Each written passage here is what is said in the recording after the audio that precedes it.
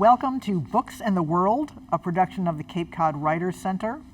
I'm your host, Elisa Metcalf, and today we are delighted to have in the studio Jeffrey and Deborah Carter, the co-creators of this lovely children's book called Ralphie's Cool Vacation, Adventures of a Masked Booby.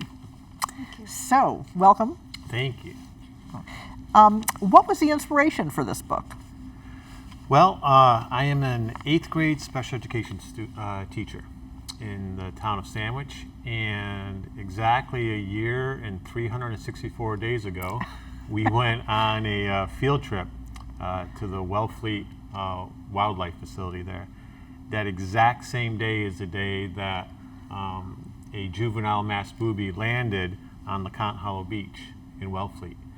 And I was just inspired by the fact that this bird that has never traveled anywhere finds its way 2,000 miles away from home here on Cape Cod. And it's the first time ever that a masked booby made its way to Cape Cod. Interesting. Now, where do they come from? Like, where's? They weren't sure. I worked with a lady, wonderful staff at the wildlife facility. The Audubon Yep. Society? But also the place that took care of the bird was the Cape Cod Wild Care Facility in Eastham. And Amy Webster is the one who worked very closely with the bird. And they're the ones, they don't know if it was male or female or what. And this bird, just a juvenile bird, they're like, just landed on LeConte Hollow Beach. It got caught up in Hurricane Jose. Oh, okay. So who found the bird? This lady, citizen? a citizen who's walking on the beach, found it. It was very weak. And she recognized that it was, an unusual bird for the area? They thought at first it was a gannet. And they said, oh, this is, let's take care of it. And they always bring all these different types of wildlife that's injured to the facility. And they're like, oh my goodness, this is a masked booby. You don't even find these birds in Florida, let alone Cape Cod. Really? Oh, they're from a more southern location? Barbados. Barbados. A lot of them. That's where their breeding Right. grounds are and stuff. But it got caught up in the hurricane somehow, and they have no idea what it was thinking, what it was doing. And all of a sudden, there it is in Wellfleet. Did you see the bird? No. We got in the book that we have there, working with Amy Webster and her staff there. We were able to interview them, find out the whole procedure of how they worked with it, and then she gave us a picture, of the bird. So it's, I don't know if we have a second to show it, but Sure. And was it at that moment that you realized, I need to write a book about this? it kind of was, because I was the story actually made national news. They were talking about all the way over on the West Coast, and I was like, wow. So at first I was like, well, someone's going to write something about this, and I won't do it. And all of a sudden I was like, why not me? I was like, I can do this, So I went with it, and then our book is a children's book based on the events that happened there. So. He came up with the idea probably within about 30 minutes. It came together, and then he put it to pen. So Quick thinking. yeah. Great. And so you're an author, you're a writer Yep. by trade. By No. trade, I try. Yeah. So you've been working on a novel for some time. Embarrassingly, yes. I've been working on a novel for about 30 years now. It started. So writing, like the idea of writing a book wasn't, a new concept for you. No. My dad was an author. My sister is an author.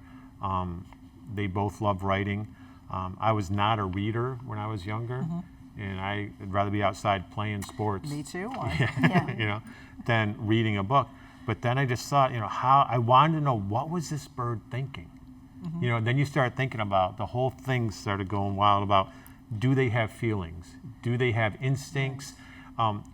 Did the bird suddenly get caught up? How did it get caught up in the hurricane? Right. But as it's going the 2,000 miles up the coast, was it thinking, oh man, I'm in trouble now?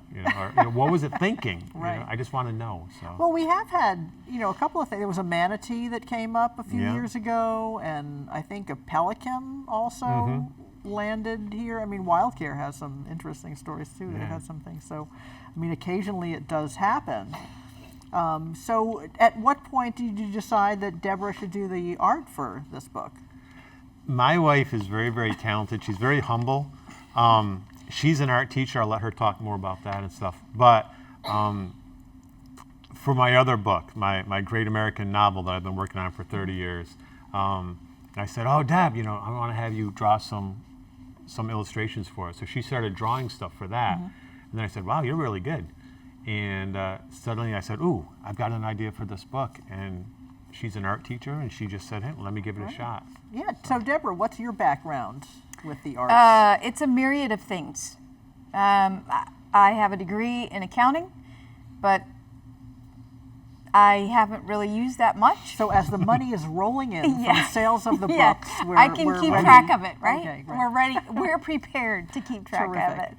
But I have taught first and second grade, and then kind of moved into art 1 day a week to K to eighth grade. And if you had told me that I would be teaching art and writing a book or illustrating a book, I would have said there's no way. But it has happened, and it's okay. It's okay. Terrific. So what was the process like, the collaboration process? Did you come with the finished project and say, here, give me some sketches, or were you working together the whole time as the story developed? Well, I wrote it. I wrote the story, and there's a lot of editing and stuff. But then I gave it to her, and I said, Deb, I want to make it kind of into, it's not really, it's kind of a very unique book, because it's not a children's book, it's not a picture book, it's a pretty long book. But I said, read this and tell me how many pictures you think we can do. And she originally said, maybe I can do 1 or 2 pictures for it and stuff like that. And then as she kept going through it and reading it, she said, oh wait, what about inspired. this? Yeah, she was. And then I'd say, wait, I need one more picture. She goes, okay. And she would stay up till like 2, 3 o'clock in the morning, making it perfect. And she can tell you about the whole process of the. Well, they're how she nice did it illustrations, and birds aren't easy. They are not easy. And there was I learned a lot just in the research of a juvenile bird versus an adult bird, what changes, how long does it take, different things, herons. I learned a lot because I had to research.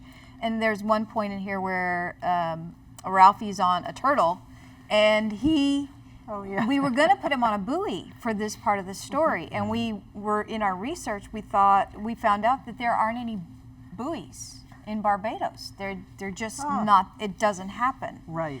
And so we ended up researching to find out what they would land on. Sure. And it ended up being a turtle. So we added that. But we started out with maybe 5 or 6 pictures, but then you get into the story of it all, and you want to illustrate it like it is in your mind. Right. But at some point you have to say, no more, let's leave that for the reader to do as well. Right. Well, you did take some creative license with the story in that Ralphie, the masked booby, meets some other birds, and they're talking about how they just got back from Cape Cod, and wasn't it just the coolest? Yeah. And he gets the idea that he wants to go. So tell us a little bit about what happens to Ralphie in the book. Right. Ralphie, I wanted him to be a very lovable character that people wanted to help because he was so friendly and he was so curious about his surroundings. And while he's young, because he was young when he came up here, the real bird, while he's young, he says he meets these ruddy turnstones, who are these birds that travel all over the world and migrate and everything. And masked boobies do not migrate. They're shore birds. They just hang out down in the Caribbean. And I said, what if he can just kind of say, I want to find out what's out there. So these ruddies kind of tell him, we're just on our way back from Cape Cod. And he's like, Cape Cod? Never heard of it. What's it like? And they're like, it's cool. It's very cool. And they meant that it's cold. They go, usually we go to New Jersey, but New Jersey, because it's been warmer this year. Now, why would you go to New Jersey when you can go to Cape Cod? Exactly, right? Exactly. So he's like, but they said, we went to Cape Cod instead. Well, what's it like? It's cool. He's like, cool? And then he goes, maybe I'll go there. And then he takes off to go fishing and stuff, and they're talking like, yeah, it really was cold. You know, I don't think I could stand living up there. So I'm using a play on words, Right. you know. And So he missed that part. He did. You know, he's not the brightest bird in the world, but, you know. Aw. But I tried to bring it alive with figurative language and stuff. And, Right. and try to make it so that it's funny, that adults could like it and kids could like it. But basically, he comes up to Cape Cod, has no idea what he's doing, but he heard that there's this wind, this hurricane named Jose. That okay, might be able to that get might it be able there. to help him. Sure. Right. So he's like, okay, Jose, all right. So he goes out, he tries to find Jose, and Jose finds him. You know, so he's traveling around, and then he tries to talk with Jose, but Jose doesn't really understand because Jose's just a hurricane. Yeah. You know? There's a lot of noise going on in there. There is, and he thinks he hears him. He's like, so he only asks questions that he can say yes to. It's like, you know, are we close to Cape Cod? And he's like, what? Oh, I guess we are. And then it's all about, he's really friendly to Jose, but Jose doesn't really give it back to him. Right. But he's still friendly. But then he meets different characters along the way that help him not only get to Cape Cod, but eventually hopefully get back down to where he's from. Right. So the hurricane does drop him in Cape Cod, and he has a little More tour, adventures. more and stuff. adventures there. Yeah. So, and what I like about Ralphie is his voice, the way you've written his voice. You know, he talks like this. Yeah. And it just reminded me so much of all my favorite cartoons when I was a kid. You know, like all the best characters have like speech defects, right? Right. Yeah. You know, Daffy Duck and Porky Pig. But it's just so funny that he talks like that, and it does make him more endearing too. Yeah. So I like that. Is that how he was in your head, or you were deliberately looking for something to There's make a him- lot of voices in my head, and there really are. I do, as a teacher, you have to be kind of not only know your stuff and educate, but you also have to be an entertainer sometimes. So I have different voices that I use, such as Kermit the Frog, Miss Piggy, Scooby-Doo, Shaggy, all those different things. So I kind of did this. But with Ralphie, he's from Barbados, so you had to have the D there. So, oh, this is a wonderful place. Oh, no. So you have them. And I don't know if that's how they really sound, but I just trying to. So when we read to different classes, you know, we use different accents Sure. and voices to kind of bring it alive. Sure. No, I like that. It's good to know that it has translated. Because sometimes you write things out, these is, and sometimes is it really translating into what we have in our Right. heads, like the writing aspect of it. But it's good to know. But we love when we read it to different classrooms and stuff. The kids kind of, when we start doing those voices, they're like, "Ooh, do the voice again!" And it's like, ah. Yeah, and then when they read on their own, they probably hear Yeah. that. So. Yeah. Now, I want to talk a little bit about the format of the book, because you touched on that earlier, that it is a picture book, but it is wordy and also educational, which is a bit advanced for your average picture book readers. Yeah. But I think it bridges a nice gap between the picture book and, say, a chapter book or early reader or something. Yeah. So how did you, what was the process for that? Were you deliberately looking for something a little more educational? Yeah, as a teacher, I wanted a book that not only entertained, but also a book that was educational and fact-based. And when you go through it, the first part is our story, and then I showed you earlier the actual picture of the bird that landed here. So there's the factual story from talking to the wildlife facility, and then we have cool facts that we learned up. We have photographs in there. We've got her illustrations. We got different things. But I think what really got me excited was when we went to different classrooms. We've read it to kindergartners all the way up through 8th graders, and it's amazing. At first, I'm like, do you think the first graders, kindergartners, they'll get it? And they did, just based on the questions they asked us or the comments they made. It was like, wow. Right. And we're like, this is a book that the parents are going to read with them, and hopefully the parents will be entertained too. And what we've heard back is, yeah, they are. The parents love the words, and there's some humor in there that little kids won't get that the parents do get. And then we read it, like actually today I was reading it to my 8th graders. And I said, I'm just going to show you a little bit of this book, and we're going for an interview today. I just wanted to, tell you what we're doing. Test run it. Yeah.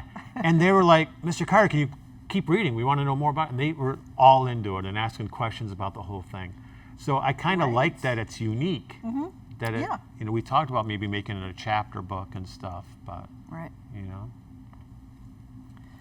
Yeah, so that leads me to the your goals for the distribution of this book, because it isn't just entertaining, something a kid could pick up and look at, but because of the educational properties, would you like to have this available in schools?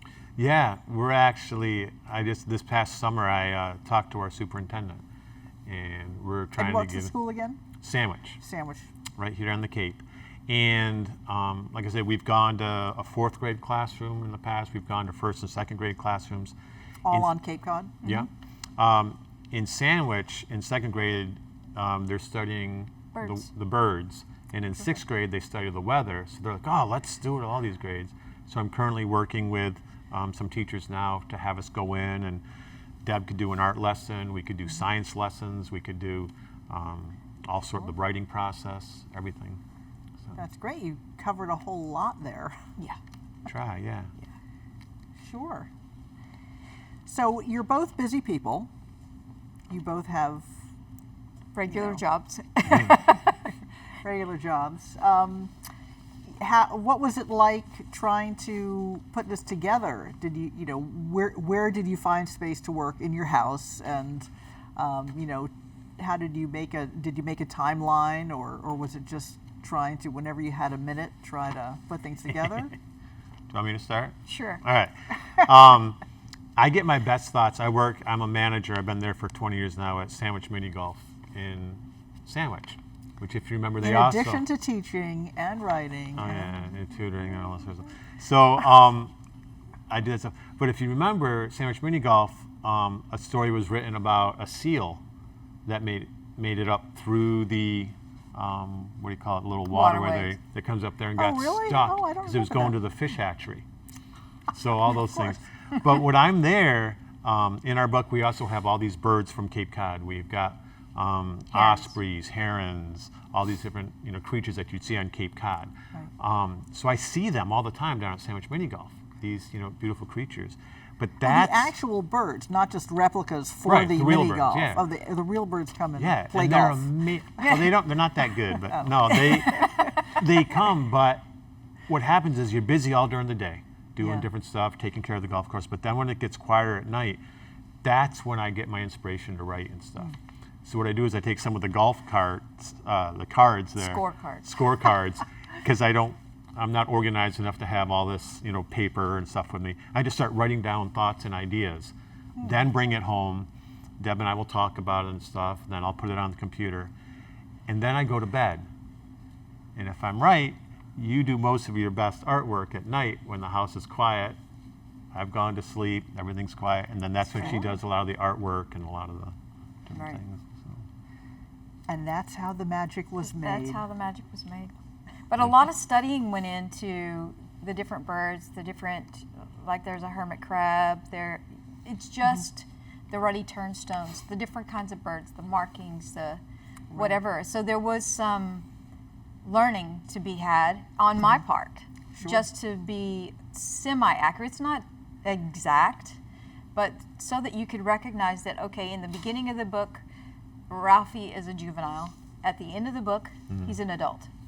So those kinds of things you have to, and that's done just by looking at pictures. The internet is such a fantastic thing where you can just Google it and find out, okay, what do they look like? Sure. But so I worked in the evening. It did seem like, it could have been a much longer book as well.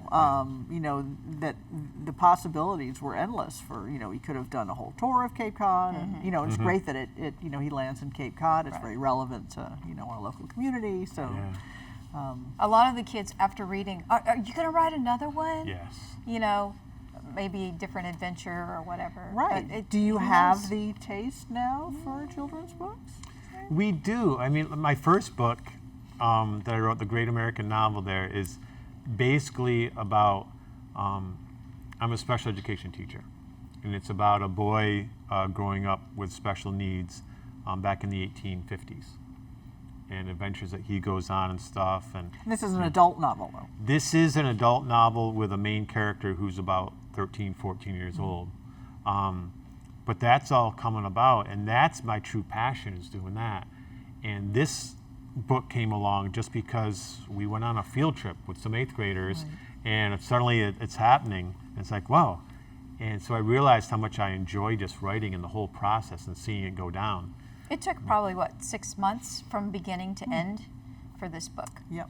Yeah. Not including the publishing process, just No, to... including the Including publishing. all Including that. the Including it. Yeah. So it kind of happened pretty fast. That's why I was burning the midnight oil on Yeah. Right, the pictures. right. But I wrote it probably in a day or two, and then she, would say, "Oh, I got Well, ideas." there's editing and editing. Oh yeah, lots of editing. But that was the longer part. Yeah. Was the editing, Yeah. reading and rereading. And I think, if you're writing a novel, which is obviously a lot longer, to take a break and do a little side project is always fun. Yeah, it's neat just seeing the responses. I remember I was selling it too at the golf course, and this little girl had on a hat that said, Audubon Society, and she was just a bird expert, and her mom was a bird expert, and they just actually got back from Wellfleet and stuff. And they're like, "What's this?" And I started talking, and she's like, "Oh," and she was like the expert. And the mom was reading it too, and she goes, "That's right, that's accurate, okay, good." But just seeing the look on the girl's Right. face, and then, like Deb was saying, having kids come up and saying, "Ooh, ooh," and we've had people say, "Oh, we read this every night." And I was like, "Really? Okay, that's good." Well, they need to, buy a new copy every night. Yeah, so there you go. maybe- I like that, Maybe too. there's that also. So you have a child. Yep. So you're both parents. And what kind of books did you read to your daughter? Wow. Her favorite early on was Biscuit, the dog. Oh yeah. Yeah.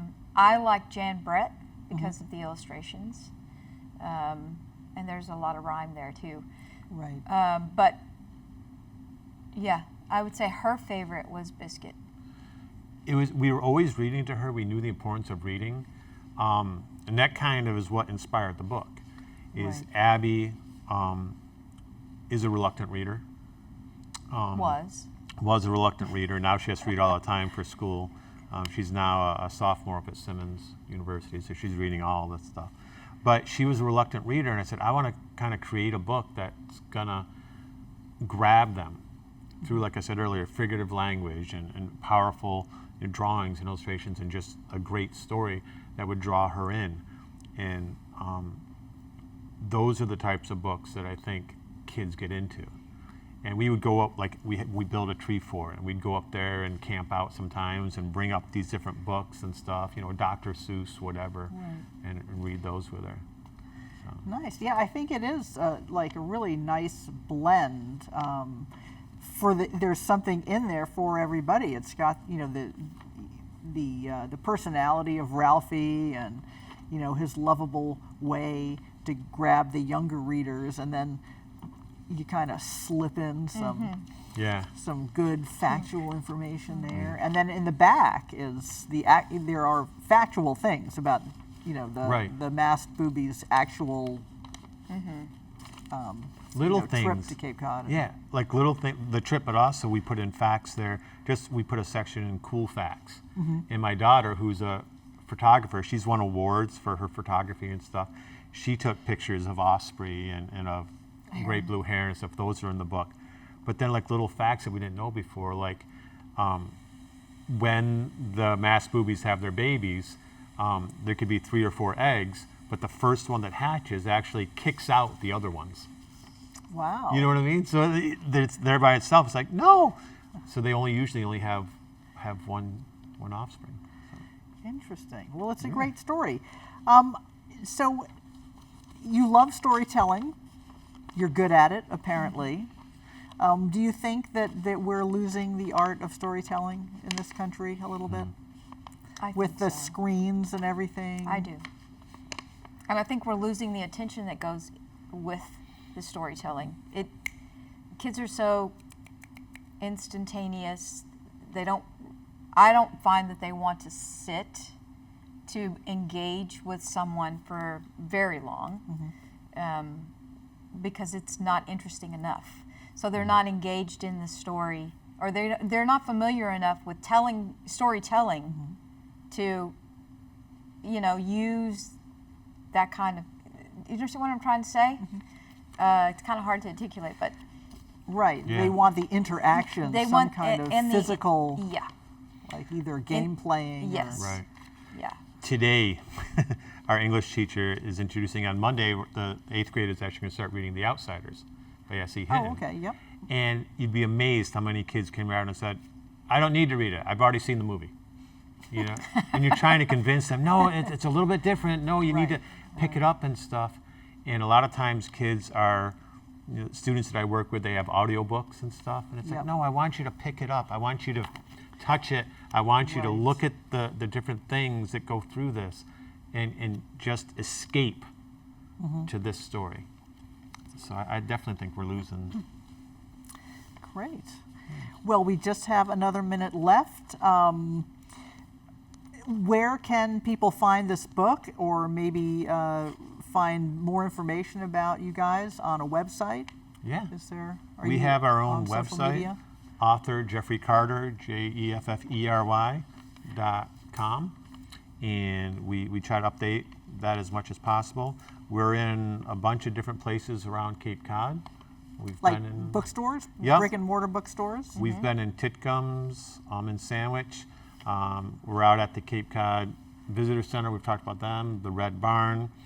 We're in the 1856 Country Store in 1856, Centerville. Oh, okay, great. So the book is out there for Yeah. people that want it. Well, thank you so much for coming Thank today. you. It was great talking to you, and good luck with the book. And when your great American novel is finished, I There you look go. forward to interviewing you again. Sounds great. Thank you Thank you very for much. Jeffrey, having us. Deborah, thank you very Thank you. much. I'm Elisa Metcalf, and this has been Books in the World.